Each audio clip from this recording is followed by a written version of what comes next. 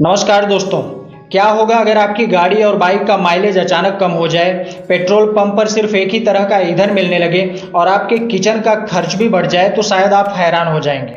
दरअसल अब यही सब कुछ आपके साथ हो रहा है और इसकी वजह है सरकार का नया कदम, जिसे E20 ईंधन कहते हैं, यानी कि पेट्रोल में 20% एथेनॉल का मिश्रण।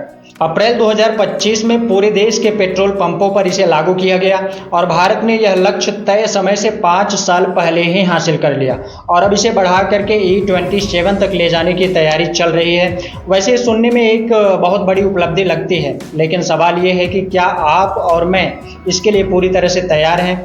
इस वीडियो को लास्ट तक जरूर देखिएगा, क्योंकि यह विषय सीधा आपकी ज़िंदगी और आपकी रोज़मर्रा से जुड़ा हुआ है। और चैनल पर नए हैं तो सब्सक्राइब करना मत भूलिएगा। दोस्तों, आपको पता होगा कि भारत हर साल अरबों डॉलर खर्च करके बाहर से कच्चा तेल खरीदता है और यह तेल जब रिफाइन होकर हम तक पहुंचता है तो यह सिर्फ हमारी जेब पर ही बोझ नहीं डालता, बल्कि हवा को भी जहरीला बनाता है। सरकार के आंकड़ों के मुताबिक E20 ईंधन, जिसमें 80% पेट्रोल के साथ 20% एथेनॉल होता है, इसे अपनाने से अब तक करीब 1,44,000 करोड़ रुपए विदेशी मुद्रा की बचत हुई है। इतना ही नहीं, 2,45,000 टन कच्चे तेल की खपत भी कम हुई है। और सोचिए कि इससे इतना कार्बन डाइऑक्साइड गैस कम हुआ है जितना 30 करोड़ पेड़ लगाने से होता है। यानी कि E20 ईंधन अपनाने से फायदे साफ हैं। इससे हवा साफ होगी, विदेशी तेल पर निर्भरता घटेगी और किसान को अपनी फसल बेचने का बेहतर मौका भी मिलेगा।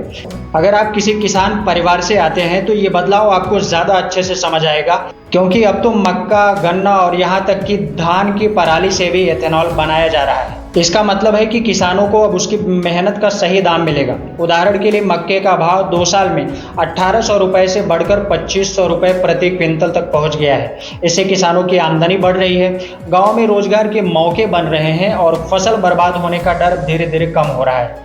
अब बात करते हैं आपके और मेरी जिंदगी से जुड़े हुए पहलुओं पर। तो दोस्तों, क्या आपने हाल ही में नोटिस किया कि गाड़ी का माइलेज थोड़ा घट गया है? अगर आपके साथ ऐसा हो रहा है तो कारण साफ है कि हमारी ज़्यादातर गाड़ियां अभी तक E10 ईंधन के लिए बनी थीं। सिर्फ 1 अप्रैल 2025 के बाद बनी गाड़ियां ही पूरी तरह E20 के अनुकूल होंगी। मतलब अगर आपकी गाड़ी पुरानी है तो माइलेज और एक्सीलरेशन में थोड़ा सा फर्क जरूर दिख सकता है। विदेशों में लोगों के पास चॉइसें होती हैं, चॉइसेस उनको मिलती हैं E10, E15 और E20 भरवाने की, लेकिन भारत में अब 90,000 पेट्रोल पंपों पर सिर्फ E20 ईंधन ही मिलेगा। यानी कि विदेशों जैसे विकल्प हमारे पास नहीं है। अब बात करते हैं कि हमारे किचन के बजट पर इसका क्या असर होगा। तो दोस्तों, अब मक्के की डिमांड बढ़ेगी और यह महंगा हो जाएगा, जिसका सीधा असर पोल्ट्री और डेयरी प्रोडक्ट्स पर पड़ेगा, क्योंकि मक्के का 70% हिस्सा पशु आहार में जाता है।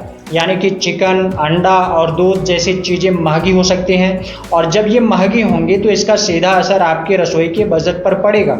इसके अलावा गन्ना और धान पानी बहुत ज़्यादा खींचती है। अगर पंजाब, हरियाणा और महाराष्ट्र जैसे राज्यों में इनकी खेती और बढ़ गई तो देश की जल सुरक्षा पर भी खतरा मंडरा सकता है। इसीलिए दोस्तों, छवि साफ है कि इस नीति के फायदे तो हैं और चुनौतियां भी इसके साथ में हैं। फायदा ये है कि हवा साफ होगी, किसान मजबूत होंगे और देश आत्मनिर्भर बनेगा। लेकिन चुनौतियां ये है कि आपकी गाड़ी का परफॉर्मेंस थोड़ा बदल सकता है, खाने पीने की चीज़ें महंगी हो सकती हैं और पानी की कमी और गंभीर हो सकती है।